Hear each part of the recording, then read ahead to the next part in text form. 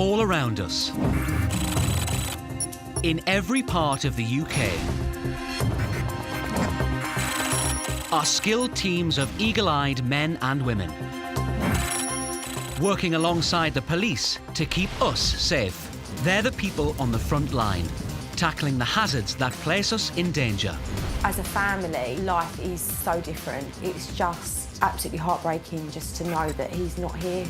They're cracking down on those who threaten our families. My mum was getting somewhere in the region of 30 scam letters delivered every day. They're protecting us from new dangers that lurk online. As soon as I transferred the money and I saw my account say zero, I knew. These men and women make up the UK's enforcement teams, our defenders. Today, our defenders track down a loan shark targeting hard-up families. Whatever happens, however difficult things get financially, using an illegal moneylender is like jumping out of the frying pan into the fire. They catch a con man selling non-existent holidays. The balance was just over 2,300 and something, which we paid on the Saturday and I paid in cash. The following Monday, we'd heard that he'd gone on a holiday of his own with our money. And they investigate the tragic death of a railway worker. In all my time doing this job, this was the most easily avoidable accident I've seen. It was just a catalogue of very simple errors.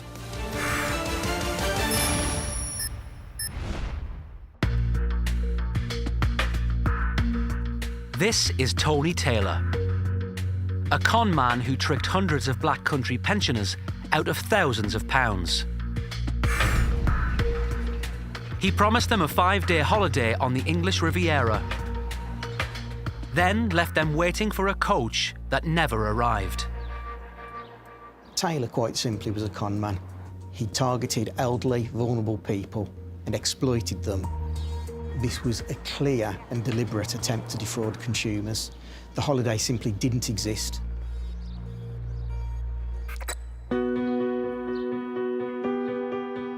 "82-year-old widow Jean Wright was treasurer for the Wiley Avenue South Community Group for nearly 20 years. The group was set up to support elderly residents living on their own. It's companionship more than anything. The majority of the people that live in the 33 bungalows in Wiley Avenue are mainly single people, so that they've got somewhere to go, coffee morning or bingo 2 nights a week. It's a good place for people to gather, to get together, so that they're not on their own. Jean booked regular day trips and coach holidays for anyone who wanted to go. We've been to Blackpool, Southport, Llandudno, Weston. We've had holidays in Cornwall, Weymouth, Eastbourne. You retire and that's what you look forward to, you know, your trips out. Jean started using a local company called TT Tours Limited, run by Tony Taylor. The company was offering coach holidays and day trips. One holiday in particular caught Jean's attention.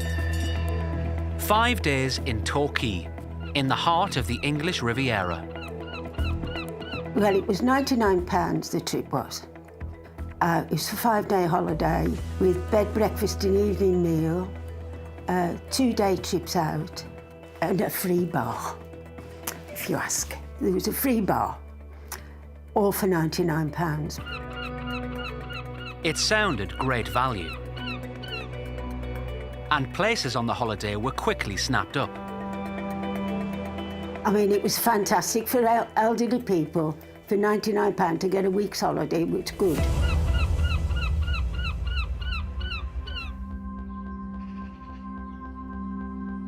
February the 17th, 2020.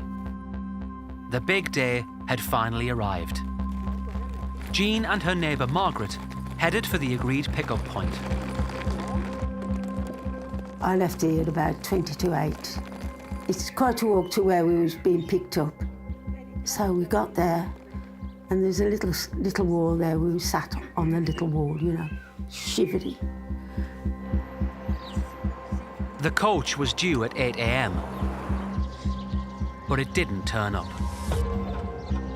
When we arrived, it was absolutely freezing. We were all dressed up in boots, scarves, overcoats, and, you know, the weather was absolutely bitter. There were 300 people at 9 pickup points, all waiting for their coach to arrive. I kept looking down to see if the coach was coming all the time and looking at my watch and trying to make phone calls. Nobody was answering me. I was trying to get in touch with the other group that was in Darlaston Town Centre to tell them what was going on.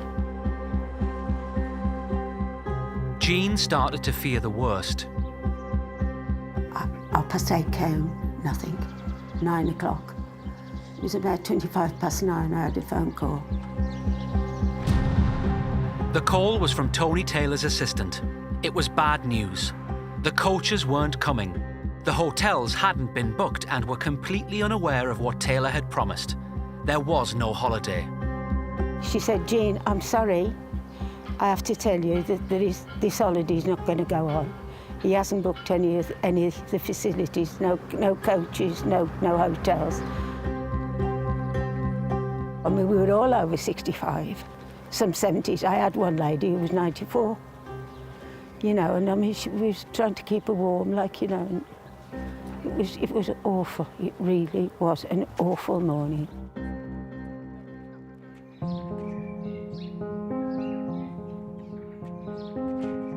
Oh, I was absolutely gutted. Because it was me who had organised it. I really felt as if it was my fault. I suppose I should have known, for in 21 years of being the treasurer, of being responsible for all the money of the group, that's the first time we'd ever been conned out of anything.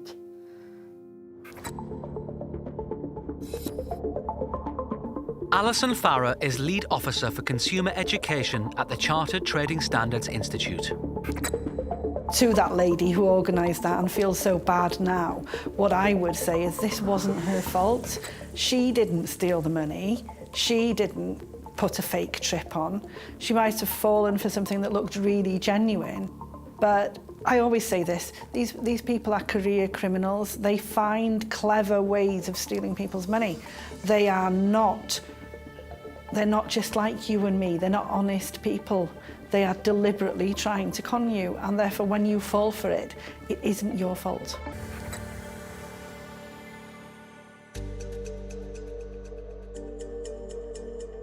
Taylor's previous convictions largely related to dishonesty, but he was a very, very convincing person, and so elderly people trusted him with their hard-earned money.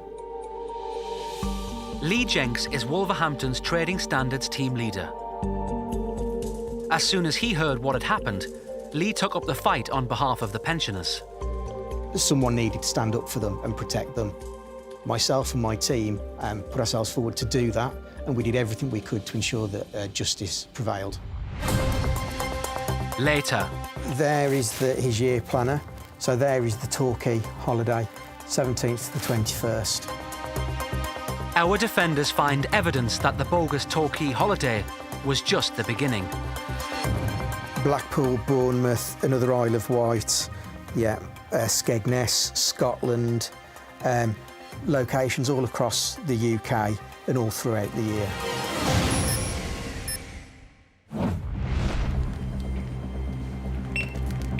The cost of living's been rising fast, with price increases on everything from fuel to food. Home energy bills in the UK could rise even higher. The price of petrol and diesel is on the rise. Citizens Advice say people should seek help as soon as possible. Just don't see how people are going to find that kind of money that are living, you know, from week to week. Now, illegal moneylenders or loan sharks are cashing in, offering desperate families quick, short-term loans with extortionate rates of interest. The average APRs that we come across with illegal moneylenders is around the 15,000%, but we've seen them go up to 4.5 million%. These loans are completely unregulated and can quickly clock up thousands of pounds in interest. Whatever happens, however difficult things get financially, using an illegal moneylender is like jumping out of the frying pan into the fire.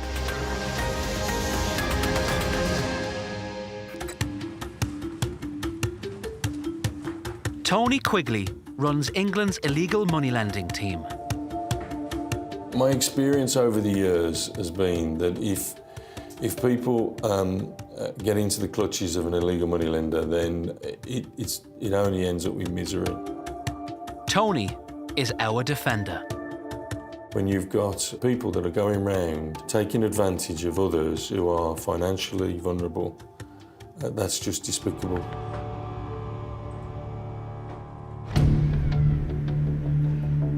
Loan sharks have always been around. Normally, they operate by word of mouth and stay within their local community. Now, there's a new generation operating online, using social media to spread the word, and even hiring influencers to promote their services. We're seeing more use of electronic devices, we're seeing more use of social media platforms, so your WhatsApp, your Snapchat, your Instagram, whatever it may be that they feel comfortable using. Traditionally, loan sharks would operate within the area that they lived. Now, the world is their oyster. Sheffield Hallam University student Rovin Mavunga is one of the new breed of online loan sharks. In 2018, Mavunga started offering quick, short-term loans with sky-high rates of interest. He set up a loans business without the required authorisation, so nobody had looked at it and nobody had okayed it and assessed it and given him the relevant permission. This particular individual wasn't somebody who hadn't even considered this. He was a business student. Mavunga used a social media influencer with thousands of followers to advertise his loans. I think in this particular instance, the use of the influencer was the thing that built his business up, was the thing that created, if you like, a marketplace for him, because it gave him that legitimacy.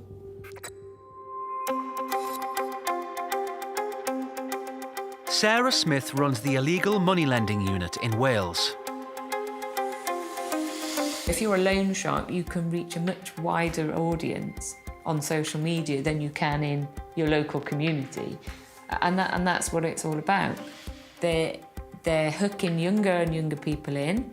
The use of influencers that have got, a massive following, obviously just plies their trade even more for them.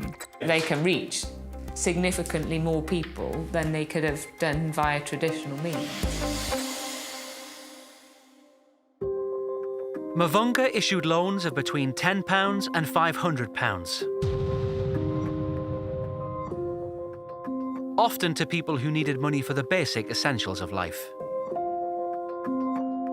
He would check out your identity, he would give you a loan through a bank transfer, you would have to pay back double the amount, and if you didn't pay, he would use the same platforms then to harangue you and harass you to make sure that you paid.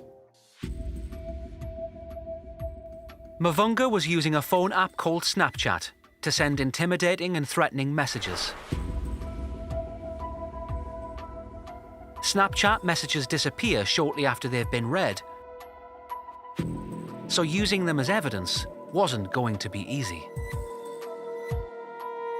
So with Snapchat, a lot of the messages will automatically delete once you've looked at them. They're deleted immediately, so it becomes very difficult for us law enforcement to monitor this and also to get people to show us the type of messages they were dealing with. Then, Tony and his team got the breakthrough they needed. One of Mavunga's victims managed to capture images of the messages before they were deleted. He would sit outside your house and send you a picture of your door, or he would send a picture of the car on the drive. What that's telling you is I'm outside. But he would then apply a message to it. I want my money by tomorrow. But psychologically, he knew exactly what he was doing. Later, it's payback time for Mavunga and the theatre group backing our defenders in the fight to protect people from loan sharks. Look, I've got a mate on Snapchat called Erin. All you have to do is drop her a message, let her know how much you want to borrow. It's that simple.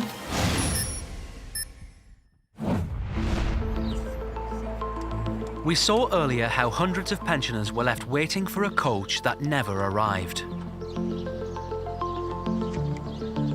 I mean, we were all over 65, some 70s. I had one lady who was 94. They'd been tricked into paying for a 5-day holiday in Torquay. But the holiday didn't exist. It was a scam.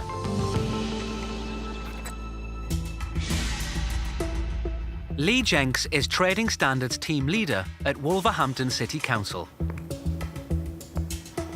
We cover a wide range of elements. We look at matters such as fair trading, product safety, counterfeiting, weights and measures. Lee is our defender.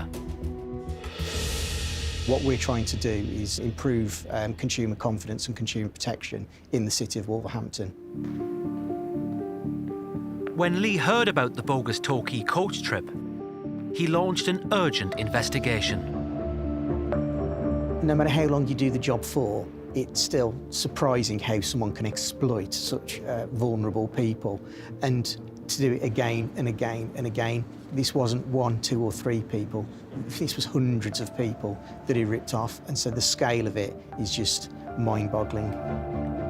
The Torquay holiday had been booked through TT Tours Limited, owned and run by Tony Taylor. It was clear that something wasn't right because Mr. Taylor had completely disappeared. Lee was determined to track Taylor down and bring him to justice. His first step was to invite anyone booked onto the Torquay trip to a public meeting at Bilston Town Hall. We had well over 100 people turn up. There was a mixture of emotions, some disbelief, some anger. Taylor was a con man. And Torquay was just one of several bogus holidays he tricked people into paying for.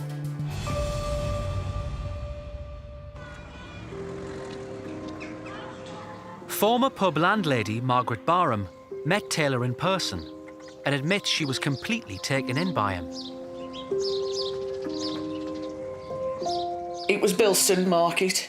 He had a stall there. We go there quite regularly because we like the market, and the one day we were looking round and noticed this stall which was advertising weekend breaks, holidays. Taylor was there at the stall. He seemed so genuine, very well dressed, very polite. Couldn't do enough to help, you know, anything you want, just let me know.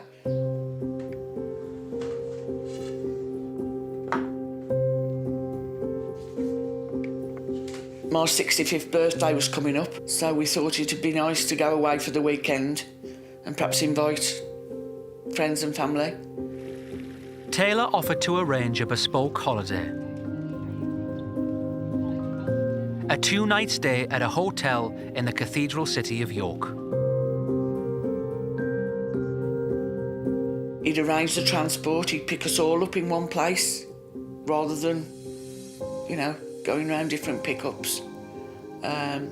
Gave us a leaflet of the hotel in York, which was a very nice, plush hotel right by the river. And everything seemed hunky-dory. It sounded like a good deal, so Margaret booked and paid the deposit.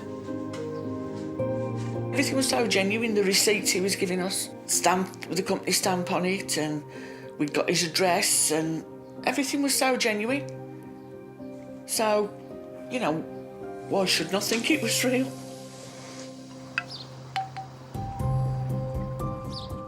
The truth was, the transport was never arranged, and the hotel was completely unaware. The holiday had never been booked. The balance was just over 2,300 and something, which we paid on the Saturday, and I paid in cash because that's how everyone had given me their money. And then the following Monday, we'd heard that he'd gone on a holiday of his own with our money. In total, Margaret had handed over more than £3,000. I've always thought I was quite savvy and thought, well, you know, nobody's going to pull a fast one on me. Later, Tony Taylor finally faces justice. The judge saw through all of the charisma of Taylor and was satisfied that he was a con man who had exploited these people.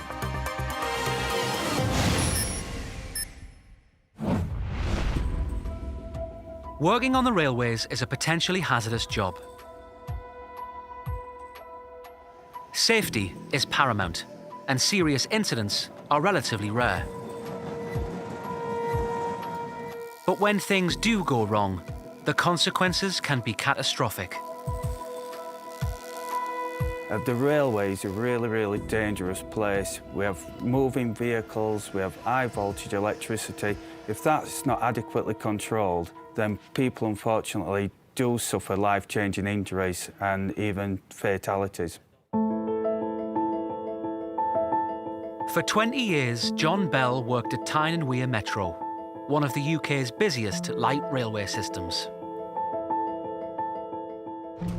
John was a linesman, responsible for repairing high-voltage overhead cables.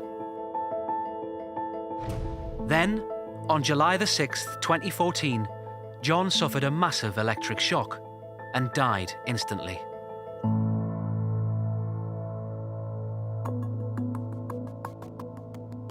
I was assigned to this case within days of the incident. Mark Goff is the Principal Electrification Engineer for the Office of Rail and Road. It's Mark's job to investigate tragic incidents like this one. The first thing we always do is try as much to preserve the scene, take photographs, and then systematically start to interview the persons involved. Mark was determined to find out what went wrong and whether it could have been avoided. Well, is this a one-off, or has it happened before? Is it a systemic failure? And by that we look at records of previous incidents or records of previous jobs just to see if the paperwork's correct. We interview people in more depth to see what's happened, and we gradually build up a picture of what's happened. John Bell's job, maintaining and repairing overhead cables, was extremely high risk. Overhead lines on the railway are uninsulated high voltage cables, and if anybody comes near or touches them, they're at risk of having a serious electrical shock. It can cause an electrical explosion, which is a similar force to a space shuttle launch. The company that runs Tyne and Wear Metro, Nexus, is supposed to ensure strict safety protocols are being properly enforced. For the workforce, the stakes couldn't be higher. On the rail industry, they have a really good safety record, and by and large they follow the procedures. But when that complacency starts, people start to make mistakes or to make omissions, and each one of those omissions can be potentially fatal.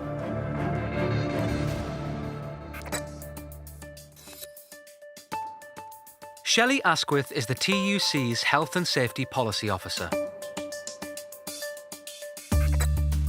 Following health and safety regulations is always important, but in particular in safety critical roles where you've got hundreds of people's lives on the line, the travelling public as well as the workforce, it is incredibly, incredibly important.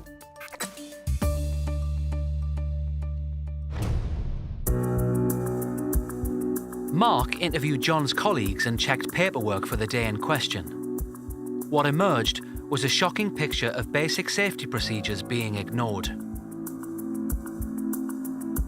This incident was some of the biggest failings I have ever seen for an electrical incident. On the 6th of July 2014, John and his colleagues were working at the South Gosforth depot in Newcastle when they noticed a fault on an overhead line. Doing the absolutely right thing, he decided he was going to repair it. John had climbed the ladder and grabbed one of the overhead wires. He thought it had been isolated from the power supply, but it hadn't. John received a massive electric shock and died at the scene. The device to test before touch had been left in the van, so had not been used. And there was no safety documentation to show that they'd actually planned the work and worked out how to switch, which often make it safe. They did not check that it was switched off before they began work, which is a fundamental failing.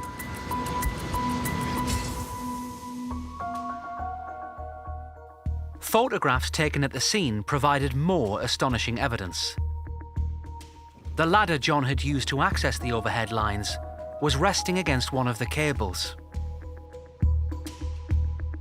Use of the ladder, which is, as you can see, is lining up against the contact wire.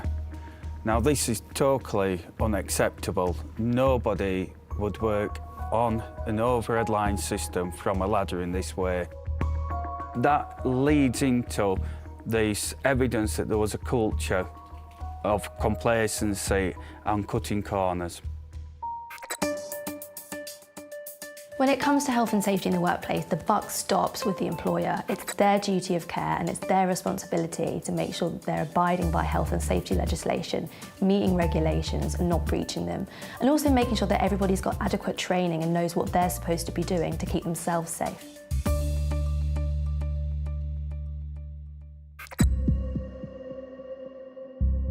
Looking back at records, Mark discovered that this wasn't a one-off. Corners were being cut on a regular basis. Nexus had failed to enforce the health and safety protocols, and complacent work practices had built up over years. There was no monitoring of the work, there was no checking the work to ensure it was being correctly adhered to. This really was a management failing. These failures resulted in a dangerous work environment, and now it had proved fatal. After a lengthy investigation, Nexus pleaded guilty to breaches under the Health and Safety at Work Act. In all my time doing this job, this was the most easily avoidable accident I've seen. It was just a catalogue of very simple errors.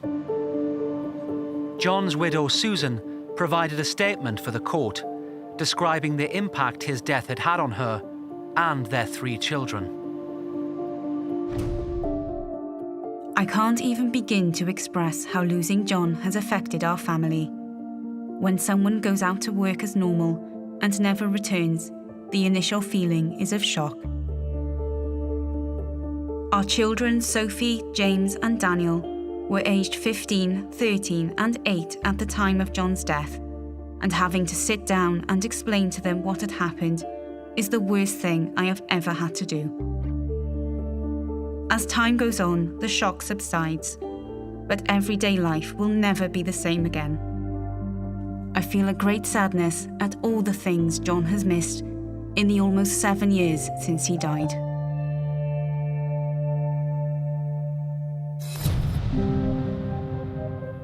In April 2021, Nexus was fined £1.5 million.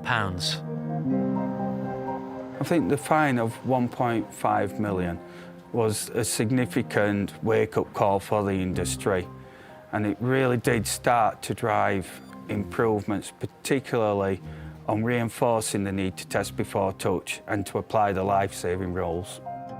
Nexus has now banned work on live lines where there's risk of injury. You're sad that the person has died, and it's a totally avoidable accident, but there is some element of pride that we have actually made a difference to the workplace and perhaps prevented an accident in the future.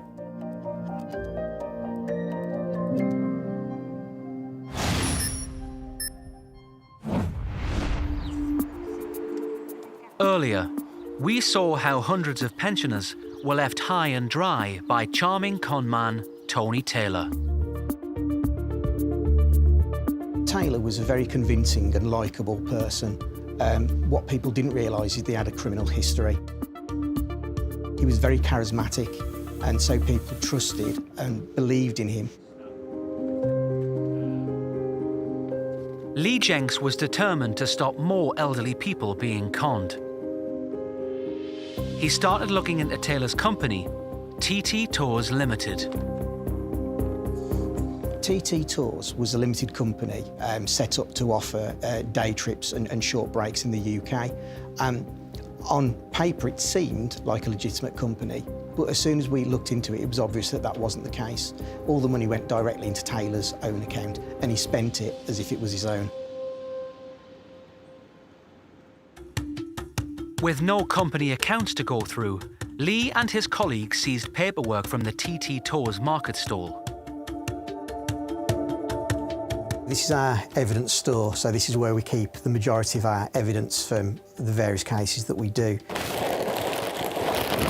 Here, for example, we have some of the diaries that Taylor was using, as well as receipt books.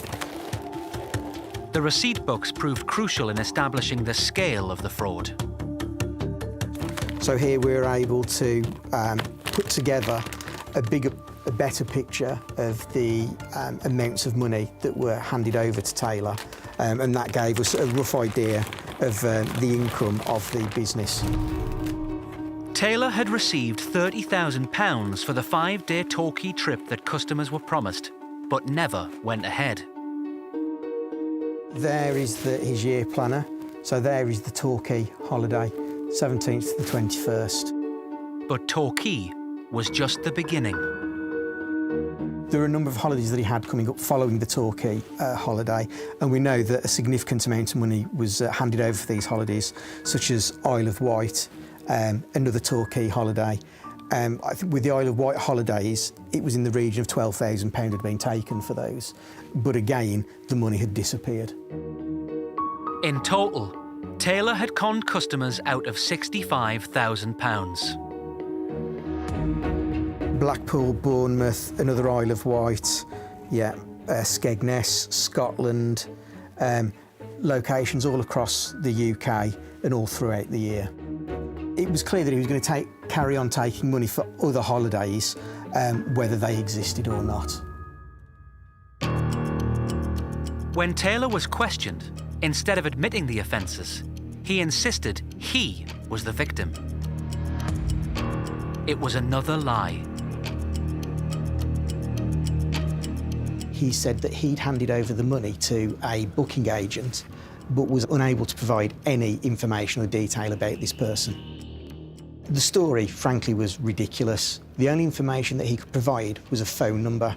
When we phoned the phone number, it didn't exist. At Wolverhampton Crown Court, Taylor pleaded guilty to fraud, but continued to claim he'd been duped. The lies became more and more ridiculous and the story less and less believable. The judge saw through all of the charisma of Taylor and was satisfied that he was a con man who had exploited these people. Tony Taylor was jailed for 4 years and banned from being a company director for 10. There's always an amount of professional pride in what we do, especially when we get a result like this. To have dealt with a fraudster who's conned so many people and to be able to get a result is massively pleasing, and it shows that the hard work was definitely worth it. It's not just about putting away the criminals and solving those crimes, it's about helping people move forward from that, pick up their lives and learn from it.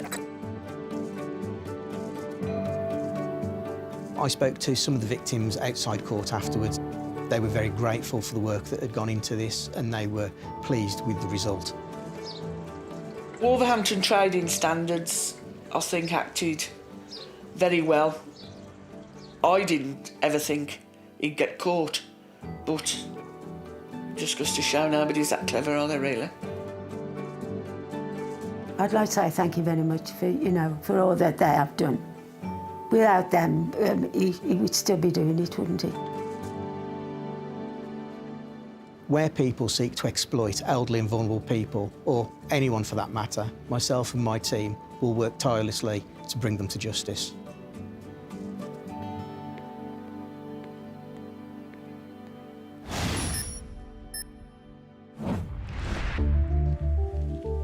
Earlier, Snapchat loan shark Rovin Mavunga was offering short-term loans to people struggling to make ends meet. He would give you a loan through a bank transfer. You would have to pay back double the amount, and if you didn't pay, he would use the same platforms then to harangue you and harass you to make sure that you paid. It would be, you owe me this money and I'm sitting outside of your house. The underlying theme is, I know where you live.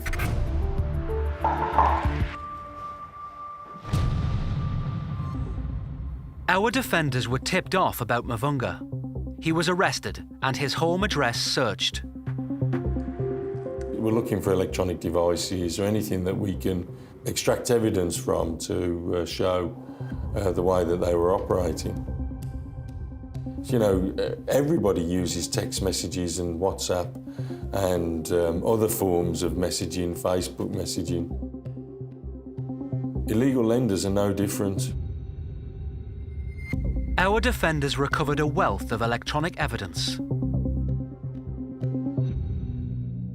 Mavunga had been running his illegal business for 2 years and had 130 borrowers on his books.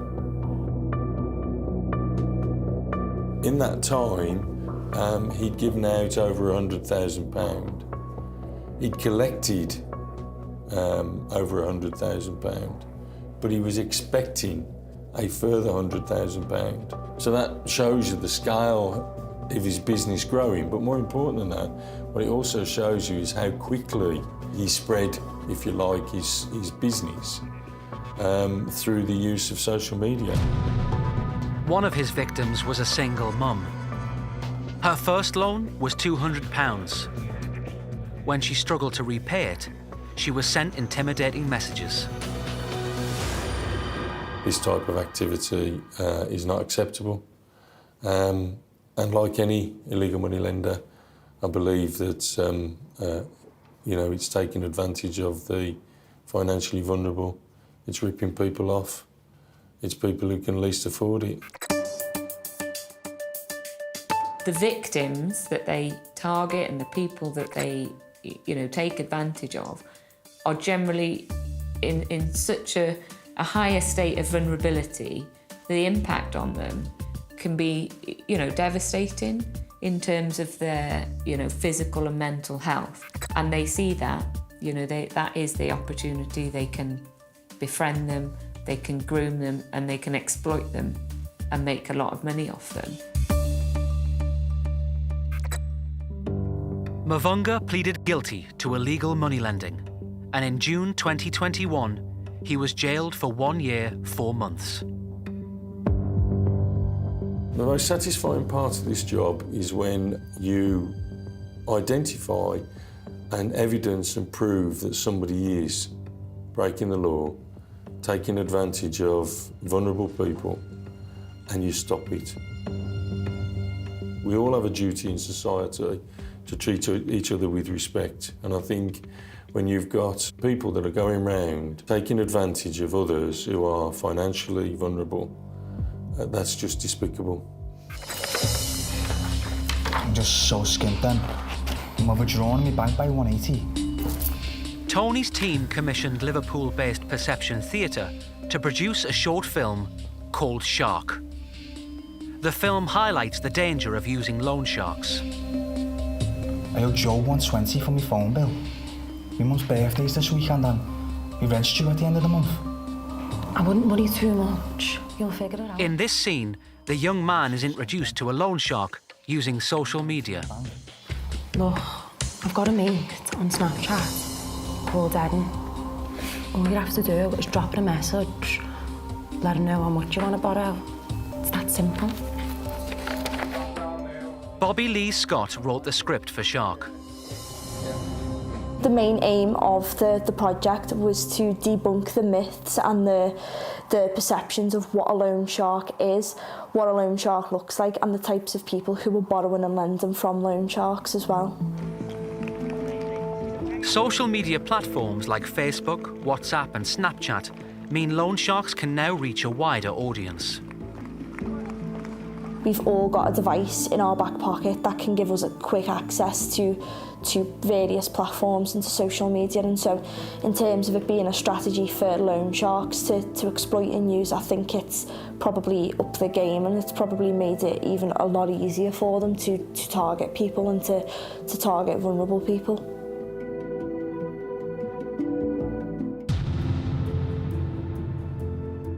Bobby hopes the film will help raise awareness and ultimately stop people from turning to illegal moneylenders. It'd be amazing to stop people engaging with loan sharks from the get-go and try and divert people away from that, and I think that's something we really hope to achieve with Shark. If we stop one person from using an illegal moneylender, the film has been a success. How much do you need, Liam? £120 if that's possible.